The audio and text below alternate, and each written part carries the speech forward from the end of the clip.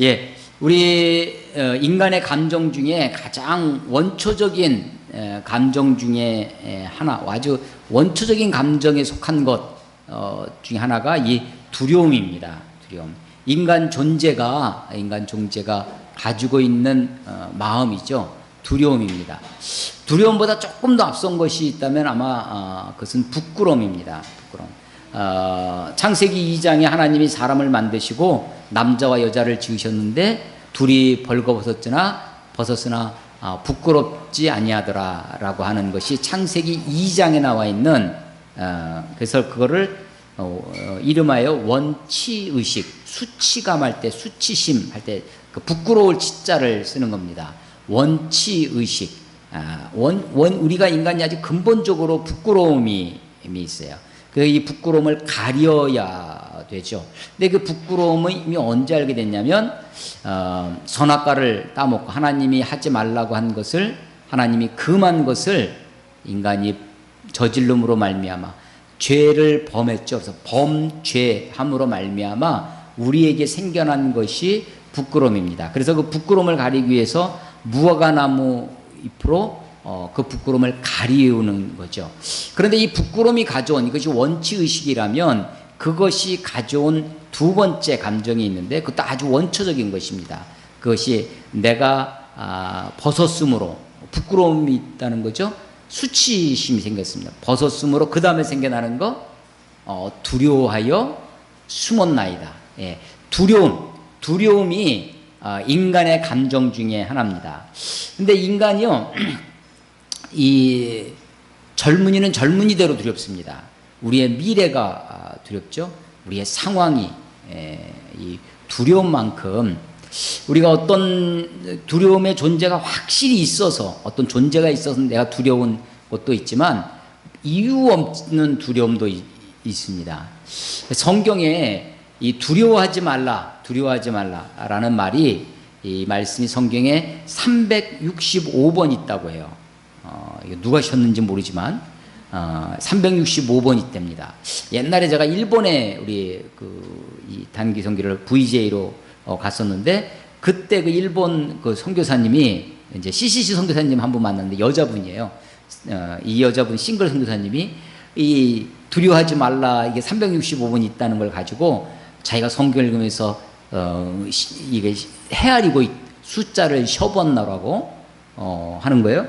근데 이제 그때 막 쉬고 있다고 제가 들었어요. 200몇십 번 뭐 이렇게 막 쉬고 있다고 성경 읽을 때마다 표시해가지고 이렇게 정말 그렇게 있는지 아주 이 확인해 보려고 하는 거죠.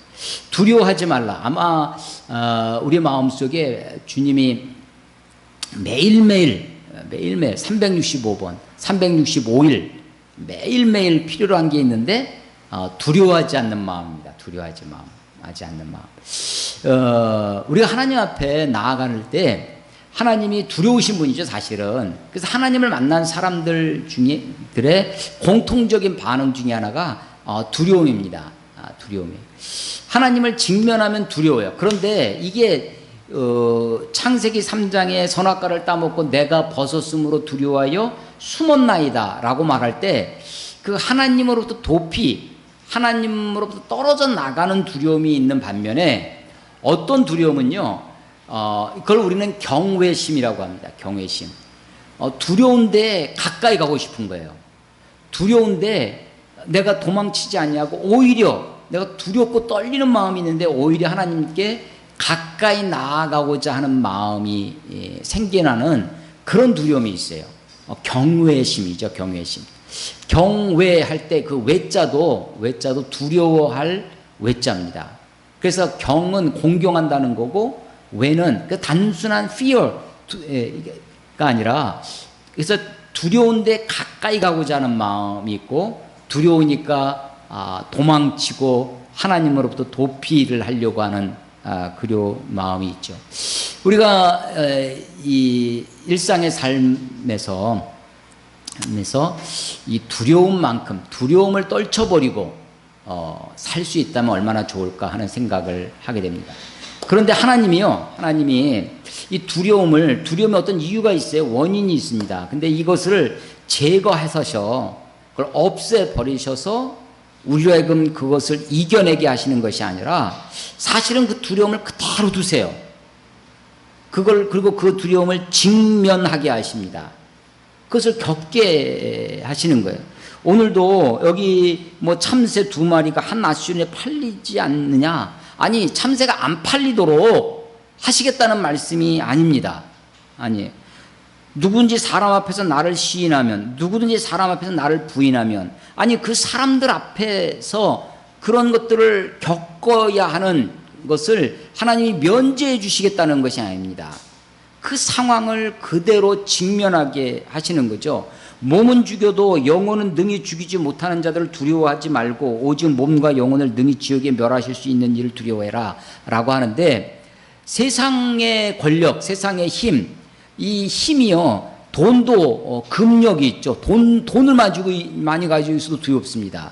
뭐 세상은 뭐든지 자기 마음 힘을 가지려고 하는데, 힘을 가지려고 하는 본질이 뭐냐면 자기 하고 싶은 대로 하고 싶어서 그러는 거죠. 근데 하나님은 그거 상황을 개선시키시고 그것을 바꾸시고 없애셔서 두려워할 상황을 우리에게 피해 가도록 하시는 게 아닙니다. 그러니까 그대로 직면하게 하시는 거예요. 로마서 말씀 보시면, 로마서에 보면 사람이 입으로 시인하여 마음으로 믿어 구원에 이르고, 입으로 시인하여 마음으로 믿어 의에 이르고, 입으로 시인하여 구원에 이른다 라고 하는 거죠. 저는요, 처음에는 이제 조금 이제 말씀을 보기 시작하면서 사람이 입으로 시인해서 구원을 얻는다라고 하는 말씀이, 아니 교회 안에 우리가 이렇게 찬양이라든지 교회 안에서 수없이 우리가 시인하는 사람들이 많이 있잖아요. 우리가 이제 세례 혹은 침례도 우리가 어떻게 이해를 하냐면, 교회 앞에서 자기의 신앙을 고백하는 것, 예수 그리스도를 나의 구주와 주님으로 고백하는 사람, 시인하는 사람에게 세례 혹은 침례를 준다, 우리가 이렇게 이야기를 합니다. 그래서 입으로 시인한다는 것을, 우리가 교회 안에서 주님을 시인하는 것을 우리가 높이 평가하고 인정하는 거죠. 근데 신앙생활을 조금 교회 생활을 하다 보니까 이게 입으로 시인하는 것으로 다 되는 게 아니다 라는 것을 많이 경험해요. 우리가 찬양을 부르지만 찬양할 때는 아주 멋지게 합니다. 아니 그런 것뿐만 아니라 무슨 고백하는 시간, 뭐 나눔, 이런 걸 통해서 자기의 신앙을 이야기하는 것 같아요. 근데 살아가는 거 보고 생활하는 거 보면 입으로는 그렇게 시인하지만 명목상 그리스도인이에요. 실질적으로는 무신론자처럼 삽니다. 하나님 없이 살아요. 그러니까 실제적 무신론자, 실제적으로는 자기 삶으로는 하나님 없이 사는 것처럼 살아가는 사람들을 보게 됩니다. 오늘은 이렇게 막 얘기를 해요. 조금 며칠 후에 보면 그렇지 않은 거를 많이 봐요. 그래서 사람이 입으로 시인해서 구원을 얻는다, 입으로 시인하여 구원을 주신다고 하시는 말씀이 정말 그런가, 좀 의심이 드는 거예요. 회의가 드는 겁니다. 입으로 시인한데. 근데 이 마태복음을 보면서 누구든지 사람 앞에서 나를 시인하면, 33절에 누구든지 사람 앞에서 나를 부인하면, 이 사람이 누군가라고 하는 거죠. 이 사람이. 우리 한자를 공부해 보면요, 한자 공부하면 이 몸신자를 쓰는 게 있습니다. 수신제가 할 때 몸신자를 쓰는 거 있고, 이 몸기자를 쓰는 게 있어요. 치기지인, 자기를 다스리고 남을, 그 사람 인자를 쓸 때는 타인, 그 사람 인자는 타인을 가리켜요. 타인. 몸기자를 쓰면 자기를 가리킵니다. 자기를 가리켜. 여기 누구든지 사람 앞에서 나를 시인할 때 이 사람이 어떤 사람인가 하는 거죠. 로마서 10장에서 사람이 마음으로 믿어 의에 이르고 입으로 시인하여 구원에 이르느니라 할 때, 그 시인하는 걸 누구 앞에서 하는 거냐라고 하는 거예요. 이 마태복음의 예수님의 말씀에 견주어 볼 때 그 시인은 교회 안에서의 시인을 얘기하는 것이 아닙니다. 믿는 자들 앞에서 시인하는 것을 얘기하는 것이 아니에요. 이것은 그야말로 안 믿는 사람들, 세상에서 사람들 앞에서 나를 시인하면 나도 하늘에 계신 내 아버지 앞에서 그를 시인할 것이요. 우리가 그래서 안 믿는 사람들 앞에서, 안 믿는 친구들 앞에서, 안 믿는 직장 동료들 앞에서 주님을 시인하고 사는가, 주님을 부인하고 사는가 하는 거죠. 일본이 우리보다 선교가 훨씬 앞섰습니다. 더 일찍 이 포르투갈 상인들에 의해서 그렇게 해서 이 선교가, 기독교가 선교가 되는데, 순교의 역사도 우리의 못지않게 순교의 역사가 있어요. 나가사키에 가면, 일본 나가사키 쿠슈 밑 아래쪽에 있는 섬 쿠슈 밑에 가면 나가사키가 있는데, 나가사키에 가면 기독교 성지가 있습니다. 순교자 박물관 이런 것도 있고요.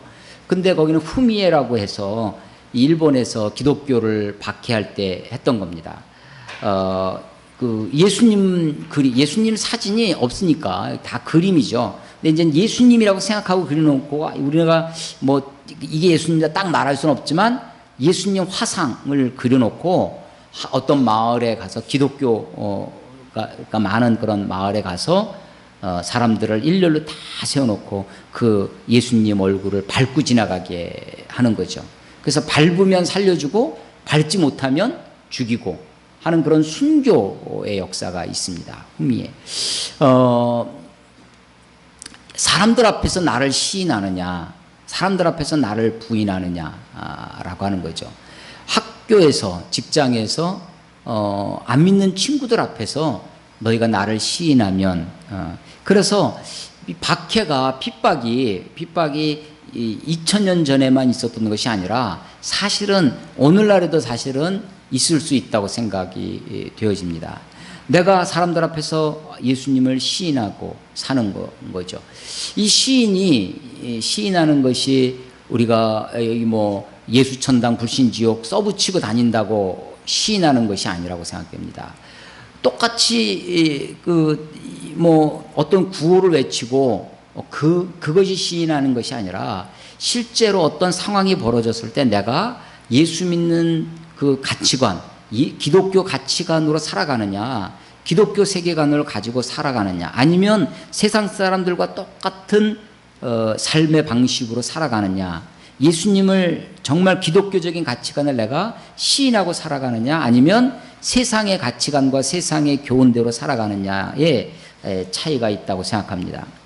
우리가 왜 두려움이 있냐면 몸이 죽는 것 때문에 그렇습니다. 저는 이 28절 10장 20, 몸은 죽여도 영혼은 능히 죽이지 못하는 자들을 두려워하지 말고, 이거를 이제 군대 가는 친구들한테 많이 제가 권면하고 이렇게 나누는 말씀인데요. 그래서 야, 설마 니 죽이기까지 하겠냐? 군대 가서 아무리 힘들어도 또 죽기밖에 더 하겠냐? 라고 하는데, 몸은 죽여도 영혼은 능히 죽이지 못한다 라고 하는 거죠. 하나님이 우리의 영혼의 주인 되신다라고 하는 것입니다. 참새 2마리 아주 보잘것없는 것도 하나님이 그들을 허락지 아니하시면 땅에 떨어지지 아니한다. 하나님이 머리털까지 다 세신 바 되었다라고 하는 거죠. 우리의 상황과 형편을 다 아신다는 것입니다. 근데 아시는 그분이 그것을 허용하고 계세요. 거기에 하나님의 뜻이 있고, 하나님이 그것을 통해서 하나님의 일을 이루어 가실 것이다 라고 하는 것입니다. 오전에 사도행전 그 말씀을 이렇게 나누고 있는데, 바울이 지금 계속 재판받는 장면이 지금 반복되고 있습니다. 공회 앞에서 종교재판을 받고, 총리 앞에서 재판을 받고, 총독 앞에서, 그 총독도 이제 오늘은 벨릭스였는데 조금 있으면 베스도라는 총독이 바뀌어요. 베스도 앞에서 여러 사람들 앞에서 재판을 받습니다.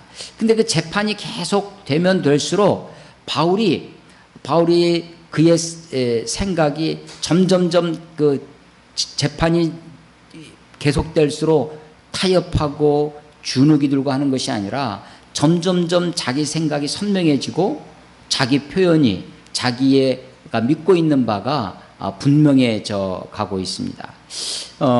오늘 아침에도 이제 이단에 대한 좀 얘기를 나눴었는데, 지금 이단이라고 지목받는 사람들의 변론 중에 하나가 이런 겁니다. 또 하나, 오전에 말씀드린 것 말고, 지금 뭐 조용기 목사님이라든지 이런 분들이 옛날에 이단이라고 불린 적이 있어요. 그 사람들도 이단이라고 했었는데 지금은 아무도 그런 거 말하지 않지 않느냐. 그래서 지금 신천지나 뭐 이런 게 우리가 이단이라고 지목받고 있지만 나중에 보면 우리가 다 그렇게 될 것이다 라고 주장하는 거죠. 그런데 그 차이가 뭐냐면, 조영기 목사님이나 이런 분들이 처음에 이단이라고 이런 거 틀렸다 했을 때 그분들이 자기 자신을 돌이켜보는 거죠. 내 가르침이, 내 교훈이 성경의 이런 부분에서 좀 오해를 불러일으킬 수 있는 부분이 있구나라고 해서 소위 자기 수정을 하는 것입니다. 자기 수정을 하는 것. 그래서 그러면서 곁길로 갔다가 다시 이 가운데로 정통으로 돌아오는, 그래서 자기 수정을 통해서 자기를 개선을 해왔다는 것입니다. 근데 이단들의 특징은 뭐냐면, 그렇게 비판을 받으면 돌이키지 아니하고 더 세게 나갑니다. 더 섹트화돼요. 오늘 그 사도행전 24장에 이단이라고 하는 단어가 섹트라고 하는 단어를 쓰고 있거든요. NIV에서. 그래서 그들이 지적을 받으면 완전히 더 어긋나고 더 자기들의 세계를 구축하고 더 곁길로 나갑니다. 자기를 수정하고 개선하려고 하지 않는 거죠. 우리가 세상을 살면서 두렵고 떨리는 일이 있습니다. 내가 힘이 많다고 두려움이 없는 것이 아닙니다. 나이가 점점 들어간다고 노년이 된다고 두려움이 없어지는 것도 아니에요. 젊은 누구든지 내 삶의 두려움 앞에 내가 얼마나 용기 있게 나아갈 수 있는가. 그래서 자기 자신에 대한 확신, 내가 믿고 있는 바에 대한 분명한 확신이 참 필요한 시대다라고 생각되어집니다. 어떤 평가를, 세상 사람들한테 어떤 평가를 받느냐, 그런 것에 세상 사람들의 눈에 좌우되는 것이 아니라 하나님이 나를 어떻게 보실까, 내가 내 자신을 어떻게 보는가, 내 자기 자신에 대한 확신, 또 하나님이 나를 보시는 것에 대한 확신이 있을 때 우리가 이 두려움에서부터 해방되어지고 내가 담대히 담담히 살아갈 수 있으리라 생각되어집니다. 많은 참새보다 귀하지 않냐, 우리의 머리털까지 세신바 되시지 않느냐라고 하는 거죠. 비록 우리의 상황이 계속 어떤 어려운 상황에 놓여진다 할지라도 그 상황이 제거되어지지 아니하고 그 상황이 변하지 않는다 할지라도 여러분 두려워하지 마시고 하나님 우리에게 주신 그 믿는 믿음을 가지고 사람들 앞에서 주님을 고백하며 시인하며 살아갈 때 하나님 우리를 시인해 주시고 우리를 인정해 주시겠다라고 하는 것입니다. 하늘에 계신 내 아버지라고 합니다. 하늘이 저 비행기 타고 올라가는 스카이 하늘이 아니라는 거죠. 주님이 주기도문에서도 하늘에 계신 우리 아버지여 라고 하나님이 하늘에 계시다는 거예요. 하나님이 정말 그 하늘에만 계시느냐? 그때의 그 하늘은 아주 높고 거룩한 아주 지고지순의 그런 것 상태를 말하는 것이지 공간으로서의 하늘을 이야기하는 것이 아닙니다. 이 하늘의 개념에는 이 하나는 그런 개념도 있지만 또 하나는 다가올 미래로서의 하늘이 있습니다. 다가올 미래로서의 하늘. 그래서 내가 사람들을 시인하면 지금 이 자리에서 현실 세계에서 우리가 누리고 있는 이 세계에서 하나님을 시인하거나 혹은 부인하거나 하는 그런 상황이 있죠. 그런데 그것에 대한 평가를, 그것에 대한 것을 지금 이 자리에서 하시는 것이 아니라 하나님이 그것을 지켜보시는 거죠. 그러다가 다가올 미래, 언젠간지 모르지만 하늘에 계신 그분이 이 땅에 하나님의 나라를 완전히 실현하는 주의 나라가 가까웠다라고 하는 그 하나님의 나라, 하나님의 나라의 완전한 도래, 그때 이루어질 하나님의 심판, 하나님의 나라의 완성, 그게 하늘입니다. 그래서 하늘에 계신 그분이 있어요. 그래서 지금 당장 우리는 땅에 살고 있어요. 땅에 살고 있습니다. 그런데 주님이 임하실 것입니다. 하늘에 계신 그분이. 그래서 그분이 오셨을 때 오셔서 하시는 하나님의 주권의 핵심이 뭐냐? 세상을 심판하신다는 것입니다. 저와 여러분을 심판하신다는 거예요. 부인을 하든지 시인을 하든지 그것은 다 누구의 몫이냐면 우리의 몫입니다. 부인하느냐 시인하느냐 그 마음의 기저에 깔려져 있는 것은 두려움입니다. 두려움. 여러분 용기를 가지십시오. 주님이 다 보고 계십니다. 우리의 머리털까지 세신 바 되시고 우리가 너무나 귀한 존재라는 참새보다 귀하지 아니하냐. 하나님이 허락하지 아니하시면 참새 2마리가 하나라씩 팔리는 것도 하나님이 허락하셔야만 된다는 사실이죠. 하물며 여러분의 인생, 저의 인생, 우리의 인생, 이 값진 인생도 하나님이 허락하지 아니하시면 다 하나님의 뜻에 있다는 사실을 믿으십시오. 하나님이 여러분들을 값지게 귀하게 사용하시리라 그렇게 믿습니다. 신앙생활 한다고 하는 것, 믿음으로 산다고 하는 것이 눈앞에 보이는 것, 우리의 현실 세계에 막 변화가 일어나고 하면 얼마나 좋겠어요. 그런데 그렇지 않더라도 보이지 않는 세계, 우리의 미래를 주님께 맡기고 사는 것입니다.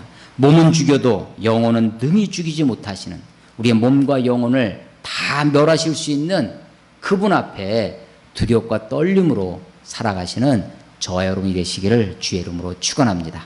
기도하겠습니다.